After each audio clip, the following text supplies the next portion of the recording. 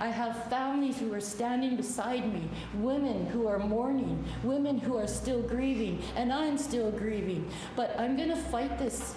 I'm going to fight for as long as I can. That's the message from Laura Holland, whose son was shot by RCMP. 3 years after Jared Lowndes was killed by police, friends and family are calling for a full inquiry into police killings of Indigenous people across the province and across the country.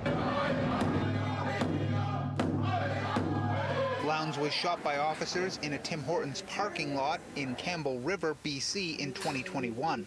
During the arrest, a police dog was killed and an officer hurt. After a lengthy investigation, the Crown declined to pursue charges against the officers, saying there wasn't evidence beyond a reasonable doubt the police committed an offense during the incident. His mother says that's not good enough. You can say or do whatever you want to say or do, because we know that you are lying.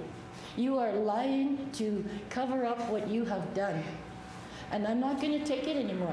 They're calling for a formal provincial and federal inquiry into Indigenous deaths at the hands of police. This is the only way that we can get at the core and the root and truly investigate what is going on and bring it to the forefront for people to understand the scope and nature and depth of the egregious behavior happening from our police services. The families of other Indigenous people killed by police stood alongside Lowndes' mother, echoing her call. This mother, whose daughter Chantel Moore was shot to death by police during a wellness check, and whose son Mike Martin died in a correctional facility just months later, came across the country from New Brunswick to add her voice. You roll through all those emotions of grieving not one but two children, and no answers.